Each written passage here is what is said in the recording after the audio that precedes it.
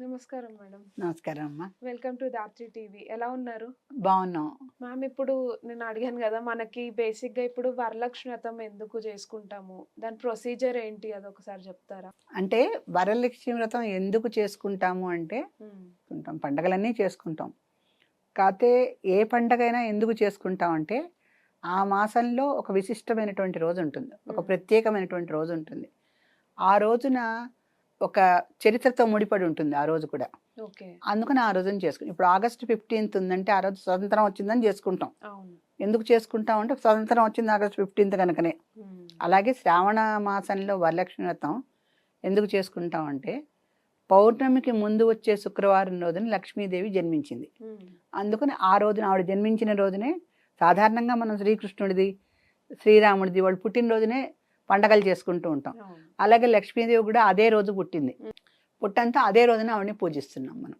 అంటే ఇప్పుడు వరలక్ష్మి వ్రతం ఎక్కువ అమ్మాయిలమే చేస్తుంటాం గదా! ఉమ్. ఎందుకంటే ఇప్పుడు భార్యాభర్తలు చేస్తుంటారు.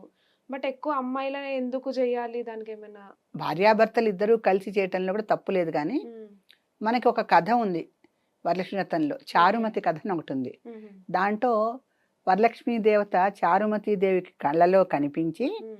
ఆవిడ ఈ వ్రత విధానం ఇలా చేయండి, స్త్రీలందరూ కలిసి ఇలా చేయండి అని చెప్పింది. ఓకే. అందుకని స్త్రీలే ఎక్కువ చేస్తుంటారు. ఇంకొకటి ఏంటంటే ఎప్పుడు ఇంటికి ఇల్లాలే మూల ప్రధానం. అవును. ఆవిడ పూజ చేస్తే అందరికీ వస్తుంది ఆ పుణ్యం. అవును. అంటే భార్య భర్త చేసే హోమాలు జపాలు యజ్ఞాలు ఉంటే హ్మ్. అది భార్య తప్పనిసరిగా పక్కన కూర్చోవాలి. అవును. కానీ భార్య భర్త కన్నా కూడా శక్తిపరురాలును, అధికారం ఎక్కువ కలది. స్త్రీ శక్తి వేరు. అందుకని స్త్రీలు ఒకసారి వాళ్ళ ఇంట్లో పూజ చేస్తే ఇల్లాలు చేసిన పూజకి ఇల్లంతా వెలుగుతుందంటారు. అవును. అలాగే ఆవిడ పూజ చేస్తే ఆ ఇది వేరు. ఇంకోటి కథ ప్రకారం కూడా ఆడవాళ్లే చేయాలనుంది దీంట్లో. హ్మ్. అందుకు కారణంగా కూడా ఇక్కడ దీంట్లో ఆడవాళ్లే ఎక్కువ పూజ చేయడం మనకు కనిపిస్తుంది. ఓకే. వీళ్ళు ఏంటంటే మన ఇంటికి కావాల్సిన అన్ని రకాల సుఖశాంతుల్ని ఆడవాళ్ళు కోరుకొని హ్మ్. అమ్మవారిని పూజ చేస్తారు. ఓకే. అయితే ఈ వరలక్ష్మి వ్రతము ఎట్లా చేయాలి ఏమిటి అంటే వరలక్ష్మి వ్రతానికి చాలా ప్రొసీజర్సే ఉన్నాయి. పొద్దున్నే సూర్యోదయానికి ఏ పూజకైనా మనకి అవును. సూర్యోదయానికి ముందర లేచి చేయాలి. హ్మ్. సూర్యోదయానికి ముందర లేవటం, తలంటి స్నానం చేయడం. తలంటు అంటే ఇప్పుడు నువ్వుల నూనె పెట్టుకోవాలి ముందు తలకి. ఓకే. తలకి నువ్వుల నూనె పెట్టుకొని, ఎందుకంటే తిలే లక్ష్మి జలే గంగ 2 పదాలు ఉన్నాయి. హుహు. తిలము అంటే నూనె, తిలే లక్ష్మి నూనెలో లక్ష్మీదేవి ఉంటుంది, జలే గంగ జలంలో గంగాదేవి ఉంటుంది. మనం పెట్టుకునే తిల నూనె అంటే నువ్వుల నూనె, తిలలు అంటే నువ్వులు. ఆ హుహు. నువ్వుల నూనెలో లక్ష్మీదేవి ఉంటుందని మనకి. అందుకే దీపావళి లక్ష్మీదేవిని కొలిచేప్పుడు అందరూ నువ్వుల నూనెతోనే దీపాలు పెడతారు. హ్మ్. ఆ నువ్వుల నూనె తలకి పెట్టుకొని కాసేపు నాని శుభ్రంగా, అంటే ఇదంతా సూర్యోదయానికి ముందరే శుభ్రంగా ఒళ్ళు కూడా నలుగు పెట్టుకొని స్నానం ఓకే. చేయాలి. స్నానం చేసిన తర్వాత తల మొత్తం ఆరిపోయేలాగా తుడుచుకోవాలి. హ్మ్. లేకపోతే ఏంటంటే కొసల నుంచి నీళ్లు కారుతూ ఉంటాయి. అవును. ఆ కొసల నుంచి నీరు కారినప్పుడు శుభం జరగకపోగా అశుభం కూడా జరుగుతుంది. ఓహ్! ఎందుకంటే ఏ స్త్రీ యొక్క కురుల నుంచి నీరు కిందకి జారి భూమి మీద పడుతుందో హ్మ్. అక్కడంతా కూడా అశుభం జరుగుతుందని చెప్పేసి మనకి ద్రౌపది కాలం నుంచి ఒక ఆచారం వచ్చింది. ఆవిడ వస్త్రాపహరణం చేసి హ్మ్. ఆవిడ సభలో అవమానించినప్పుడు ఆవిడ తలస్నానం చేసి హ్మ్. ఆ నీళ్లు కారుతూ వెళ్తూ ఉంటుంది. ఆవిడ చెప్తుంది, నా నీరు నా నా కుర్ల నుంచి నీరు కారి హ్మ్. ఎన్ని చుక్కలు పడతాయో అన్ని వేల సంవత్సరాలు భూమి అంతా నాశనం అయిపోతుంది అని చెప్పి ఓకే. కథలు రకరకాలు చెప్తారు. ఆ! ఇవన్నీ ఏంటంటే ఆవిడ చెప్పించిందా లేదా నిజంగా అవన్నీ వేరు, కానీ హ్మ్. స్త్రీల యొక్క కుర్ల నుంచి నీరు కారి కింద పట్టడం మాత్రం అశుభం. హ్మ్. అందుకంటే ఇలాంటివి అశుభ కార్యాలు అంటే అశుభం కాదు, కానీ ఆబ్దికాల్లో వాటిల్లో అంటే తద్దినాల్లో వాటిల్లో చేస్తూ ఉంటారు. అవును. అందుకు ఆ నీళ్లు కారేటప్పుడు అక్కడ పర్వాలేదు, కానీ హ్మ్. ఒక శుభకార్యం చేస్తున్న తర్వాత నీరు కారకూడదు. అందుకని తల శుభ్రంగా పొడిగా తుడుచుకొని వీలుంటే కాటుక, పసుపు, కుంకుమ, పువ్వులు ఇవి ధరించాలి సుమంగళి స్త్రీలు. హ్మ్. ఇవి ధరించి కూర్చోవాలి ఓకే. పూజకి. కూర్చొని కిలోంబావు బియ్యం తీసుకొని చక్కగా ఒక పీట మీద హ్మ్. తెల్లటి టవల్ పరిచి, ఇంకా చిన్న చిన్న మరిచి గుళ్ళు, హ్మ్. వేప చిగుళ్ళు అలాంటివి కూడా వేస్తారు.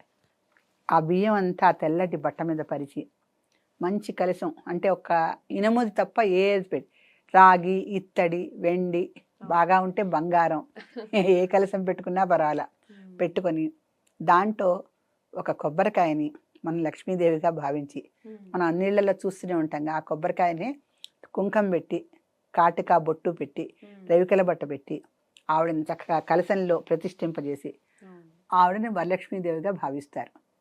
అక్కడికి వరలక్ష్మీ దేవతని ఆహ్వానించినట్టు అవుతుంది. వరలక్ష్మీదేవిని ఆహ్వానించిన తర్వాత ఆవిడకి అష్టోత్తరం కొంతమంది చదువుతారు, సహస్రం కూడా కొంతమంది చదువుతారు. సో అష్టోత్తర శతనామావళి పూజతో సాధారణంగా లక్ష్మీ అష్టోత్తరం చదువుతారు, లేదంటే ఈ శ్రీ సూక్తం కూడా చదువుతారు కొంతమంది. ఎక్కువగా లక్ష్మీదేవిని కుంకుమ పూజతోనే చేస్తారు. ఇంకోటి అమ్మవారికి ఎర్రని తామర పువ్వులు అంటే చాలా ఇష్టం. ఆవిడ జన్మించడం కూడా ఎర్రని తామర పువ్వులోనే జన్మించింది. సో అందుకని ఎర్ర తామర పువ్వులు దొరికితే అవి తీసుకోవచ్చు. లేదా తెల్ల కలువలు అంటే కూడా అమ్మవారికి ఇష్టం. ఆ తెల్ల కలువలతో పూజించినప్పుడు కూడా అమ్మవారికి ఇష్టమే. అందుకని లక్ష్మీదేవిని తెల్ల కలువలతోనూ ఎర్రటి మందార పూలతోనూ ఎర్రటి తామర పూలతోనూ పూజ చేసి ఆవిడకి సహస్రం చదువు ఉంటే సహస్రం వీలుంటే చదువుకోవచ్చు, లేకపోతే అష్టోత్తరం ఉంటే అష్టోత్తరం చదువుకోవచ్చు. చదువుకుని మన ఆచార వ్యవహారాల ప్రకారం ఈ వరలక్ష్మి వ్రతానికి 9 సంఖ్యతో బాగా ముడిపడి ఉంది. అంటే ఈ పూజలన్నీ పసుపు కుంకాలు, అక్షతలు, గంధము, పుష్పాలు, పూలదండలు ఇవన్నీ కూడా యథావిధిగా మనం తెచ్చుకొని అప్పుడు సహస్రం పూజ మొదలు పెట్టాలి. ఈ సహస్రం కానీ అష్టోత్తరం కానీ చేసేసుకోవడానికి ముందర ఏం చేయాలి అంటే చిన్నగా అమ్మవారికి అంగ పూజ ఒకటి ఉంటుంది. అంగ పూజ చేసిన తర్వాత దీనికి రావాలి. అంటే ఈ గంధము, అక్షతలు, పూలు ఇవన్నీ పెట్టుకున్నప్పుడు ఏంటంటే అమ్మవారికి అంగ పూజ అంటే మన బొటన వేలు దగ్గర నుంచి తల వరకు అన్నిటినీ ఒక్కొక్క అంగాన్ని, ఆవిడ చేతులని, భుజాలని, హృదయాన్ని, కళ్ళని, కపోలాలని అన్నిటినీ పూజించాలి. అంటే సర్వాంగాలని ఆవిడని పూజించి గంధంతో ఆవిడని అర్చిస్తే ఆవిడ ప్రసన్న చిత్తురాలే మనం కోరుకున్నవన్నీ ఇస్తుందని అర్థం. దాంట్లో అంగ పూజలో 2 విషయాలు వస్తాయి. చపలాయ నమః, చెంచలాయ నమః. ఎప్పుడు లక్ష్మీదేవి చపల చిత్తురాలే, చెంచల చిత్తురాలే. ఆవిడ ఒక చోట ఉండదు. ఇవాళ రోజున 2 కోట్లు ఎవరికైనా వచ్చినాయంటే మొన్నాడు వాడు భిక్షాధికారి అయిపోతే మనమే ఆశ్చర్యపడం. ప్రపంచంలో జరుగుతున్నవే అవి కనుక. అందుకని లక్ష్మీదేవి చెంచలాయ నమః, చపలాయ నమః. చెంచలత్వం అంటే ఇవాళ రోజున మనకి ఎవరో వచ్చేసి 1000 రూపాయలు ఇచ్చి వెళ్తారు, బాగానే ఉందనుకుంటాం. ఇంకో నిమిషంలో ఎవరు వచ్చి నువ్వు నాకు అప్పున్నావో నా 1000 రూపాయలు తీసుకెళ్ళిపోతారు. చెంచలాయ నమః, చపలాయ నమః 2 లక్ష్మీదేవే. అందుకని నిత్యం ఆవిడ మన ఇంట్లో ఉండాలి అంటే నిత్యం ఆవిడ చెప్పింది కదా, లక్ష్మీ నిత్యాన్నపాయని అని చెప్పింది. నేను ఎప్పుడు నేను విడిచి ఉండనయ్యా అంది విష్ణుమూర్తిని. దంపతులు ఎప్పుడు కూడా విడిపోతే అనర్థాలు జరుగుతాయి, కలిసి ఉన్నప్పుడు శుభాలు జరుగుతాయి లోకానికి అంతా కూడా. లక్ష్మీనారాయణులు కలిసి ఉండాలి. వాళ్ళు ఎప్పుడన్నా విడిగా వెళ్ళిపోయారో భూలోకము పైలోకము కూడా చాలా రకరకాల బాధలకు గురి అవుతూ ఉంటుంది. మళ్ళీ వాళ్ళిద్దరు కలుసుకునే వరకు. స్థితికారకులు కదా వాళ్ళు. సృష్టి స్థితి లయల్లో స్థితికారకులు లక్ష్మీనారాయణులు. స్థితి అంటే మనంతా భూలోకంలో కాస్త స్థిమితంగా ఉండి 2 పూట్ల ఇంత అన్నం తిని పడుకోవాలి అంటే అక్కడ లక్ష్మీనారాయణులు ప్రశాంతంగా ఉండాలి. వాళ్ళని ఏమన్నా ట్రబుల్ పెట్టామంటే మనం కూడా అలాగే ఉంటాం. అందుకని లక్ష్మీనారాయణులకి సమంగా పూజ చెయ్యాలి అంటే రోజు లక్ష్మీ పూజ చెయ్యాలి. స్త్రైన్య సౌమ్యాయ నమః అని ఒక నామం ఉందమ్మా లక్ష్మీ అష్టోత్తరంలో. స్త్రీలందరూ సౌమ్యంగా ఉండి లక్ష్మీదేవికి పూజ చేయాలి. స్త్రీనాం సౌమ్యం, స్త్రీలందరూ సౌమ్యంగా ఉండి పూజ చేయాలి. సౌమ్యంగా ఉంటే మేమే ఉండాలా, పురుషులు కూడా ఉండొచ్చు కదా అంటే పురుషులు కూడా బాగుండాలని స్త్రీలు పూజ చేయాలి. పురుషులు చేసే పూజలు వేరు, వాళ్ళకి గాయత్రి మంత్రం ఉంటుంది, వాళ్ళకి చేస్తే చాలు. స్త్రీలు ఏంటంటే మొత్తం కుటుంబం బాగుండటానికి ఒకసారి లక్ష్మీదేవిని పూజిస్తారు, పిల్లలకి బాగా చదువు రావాలంటే సరస్వతీదేవిని పూజిస్తారు, డబ్బు బాగా కావాలంటే వరలక్ష్మీదేవిని పూజిస్తారు. ఏదైనా సంసారాన్ని నడిపేది స్త్రీ కదా, ఆ స్త్రీకి అన్నీ తెలుసు అవసరాలు, కుటుంబంలో ఏం కావాలి ఏంటి అనేవి. అందుకని ఆవిడ పూజ చేస్తుంది. సో ఈ అంగ పూజ చేసేటప్పుడు చపలాయ నమః, చెంచలాయ నమః అని 2 నామాలు వస్తాయి. ఆ 2 నామాలు చేసేటప్పుడు తల్లి మా ఇంట్లో ఎప్పుడు చంచలంగా ఉండకు, చపలంగా ఉండకు, స్థిరంగా ఉండు, మాకు కీర్తినివ్వు, ప్రతిష్టనివ్వు, సంపదలనివ్వు, స్వర్ణాన్నివ్వు అంటే బంగారాన్నివ్వు, మంచి మంచి పదవులు ఇవ్వు, మంచి ధనధాన్యాలనివ్వు, అన్నీ కోరుకోవాలి. అంటే వరలక్ష్మీదేవి అన్ని రకాల వరాలని మనకు ఆవిడిస్తుంది. అందుకని ఈ పూజని మనము అంగ పూజ చేసి లక్ష్మీ అష్టోత్తరం కానీ శ్రీ సూక్తం కానీ పూజ చేసి ఇంకా ఓపిక ఉన్న వాళ్ళు సహస్రం కూడా చదివి పూలమాలలతో అలంకరించి అవసర నైవేద్యం అని ముందు పెడతారు. అది మనకున్న జామ ఫలాలు, ఈ కాలంలో ఆ ఋతువులో ఏ ఫలాలు, అరటిపళ్ళు సాధారణ అరటిపళ్ళు, కొబ్బరికాయలు దేవతా ఫలాలు, ఆ 2 ఎలాగైనా పెడతారు. అవసర నైవేద్యం అని పళ్ళు, కొబ్బరికాయ, పానకం, వడపప్పు ఇవి ఎలాగైనా మనం పెడతాం. అవును. ఇది అవసర నైవేద్యం. అంటే అమ్మవారికి అంత పూజ చేసి మహానైవేద్యం వరకు ఆపకూడదు. అదే. కొంచెం ఆవిడకి అవసర నైవేద్యం మధ్యలో అర్ఘ్యం ఇస్తాం కదా, ఉమ్. అర్ఘ్యం ఇచ్చినప్పుడు చిన్న స్నాక్స్ లాగా ఇది కూడా పెట్టాలి ఓకే. అమ్మవారికి. పెట్టిన తర్వాత కొంచెము టైం తీసుకొని 9 పిండి వంటలు అవి ముందుగా చేసి పెట్టుకుని పూజకు కూర్చోవాలి. అవును. అంటే గారెలు, పరవాన్నం, పూర్ణం బూరెలు, మళ్ళీ పులిహార, దద్దోజనం, అన్నం పరవాన్నం, ఇవన్నీ రకరకాలు ఆవిడ తినదగ్గ వస్తువులంతా ఒక పట్టిక ఉంది. దాంట్లో ముఖ్యంగా గారెలు, పరవాన్నము, పూర్ణం బూరెలు, పులిహార, ఇంకొకటి మామూలుగా రోజు వండేటువంటి దద్దోజనం, పెరుగన్నం, 5. ఈ పూజకి 5, 7, 9 మరి 9 పిండి వంటలు చేయలేకపోతే 5 చేసుకోవచ్చు. 5 చేసామని 6 చేయకూడదు, మళ్ళీ చేస్తే 5 చేయాలి, లేకపోతే 7 చేయాలి. 7 చేసాము 8 చేద్దామంటే 8 చేయకూడదు, మళ్ళీ 9 చేయాలి. సో ఇంకా అంత కూడా ఓపిక లేని వాళ్ళైతే 3, అంటే బేస్ సంఖ్యలు అనమాట అన్ని. 3, 5, 7, 9 మనకున్న ఓపికని బట్టి, సమయాన్ని బట్టి ఎన్ని పిండి వంటలు చేయగలిగితే అన్ని పిండి వంటలు చేయటం మంచిది. సో సాధారణంగా అమ్మవారు క్షీర సముద్ర రాజతనయ, ఆవిడ పుట్టిందే పాల సముద్రంలో, అందుకని పాలతో ఉడకబెట్టినటువంటి అన్నం నైవేద్యం ఆవిడ పెట్టడం అయితే చాలా అవసరం. తర్వాత మహానైవేద్యం అంతా మనం అంటే భక్ష్య, భోజ్య, లేహ్య, చోష్యాదులు అంటారు.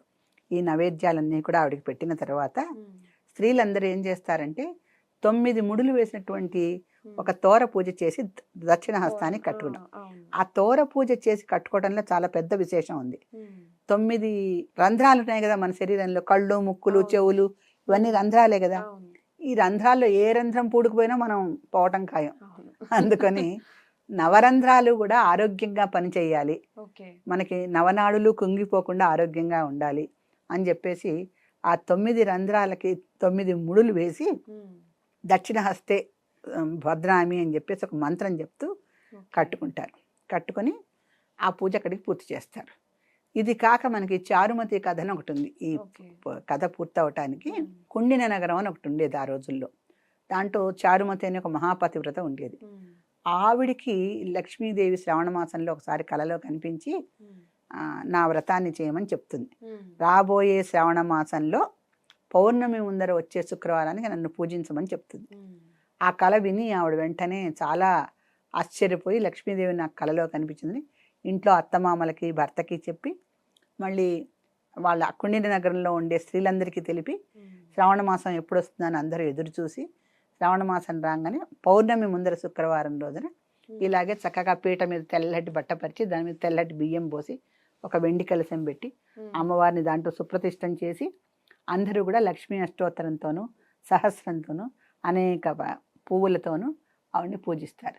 పూజించి చారుమతి కథలో చెప్పిన ప్రకారము వాళ్ళందరూ ఆలయ దర్శనానికి వెళ్ళి ఆలయం చుట్టూతో ప్రదక్షిణలు చేస్తుంటే వాళ్ళందరూ లక్ష్మీదేవిని పూజించి వెళ్ళారుగా. వెళ్ళేసరికి ఒక ప్రదక్షిణం చేసేసరికి వాళ్ళకి ఒళ్ళంతా సర్వాభరణాలు వచ్చినాయట. రెండో ప్రదక్షిణం చేసేసరికి వాళ్ళకి గజ వాహన తురగాదుల వాహనాలు, ఇప్పట్లో లాగా ఆడి కార్లు అవి లేవు కదా, ఒక గుర్రము, ఒక మంచి ఏనుగు వాళ్ళు ఊరేగి వెళ్ళటానికి వచ్చినాయట. సో ఆ రకంగా అన్ని వాహనాలు వచ్చినాయి వాళ్ళకి. అలా వచ్చి వాళ్ళ ఇళ్ళకి వెళ్ళేసరికి పెద్ద పెద్ద హర్మ్యాలు ఉన్నాయట వాళ్ళ ఇళ్ళ ప్రదేశంలో, అంటే పెద్ద పెద్ద మేడలు వెలిసినాయట. సో అమ్మవారు ధనము, ధాన్యము, సంపదలు, బంగారము, కీర్తి ప్రతిష్టలు, పదవులు అన్నీ ఇవ్వమని కోరుకుంటారు కనుక వరలక్ష్మీదేవి అంటే వరాలను ఇచ్చే దేవి. అందుకని ఆవిడ అన్ని రకాలవి ఇచ్చింది. అలా కుండిన నగరంలో ఉన్న స్త్రీలందరికీ చారుమతి అనే మహాపతివ్రత చెప్పబట్టి అందరికీ కూడా అనేక వరాలు లభించినాయి అని కథ. సో ఈ కథ చెప్పుకొని అక్షంతలు వేసుకోవాలి మనం. మంచి ఇన్ఫర్మేషన్ ఇచ్చారు. అంటే నాకు కూడా శ్రావణం గురించి తెలుసుకోవాలని చాలా ఉండదు. మాకు తెలిసిన స్టోరీ ఒకటే, అంటే ఇప్పుడు మమ్మీ వాళ్ళు పూజ చేయండి మంచి భర్త వస్తారని ఒక్కటే చెప్తారు, కానీ దీని వెనక బ్యాక్ ఎండ్ లో ఇంత స్టోరీ ఉందని మీతో ఇవాళ ఇంటరాక్ట్ అయ్యాక తెలిసింది ma'am. Thank you so much. Thank you.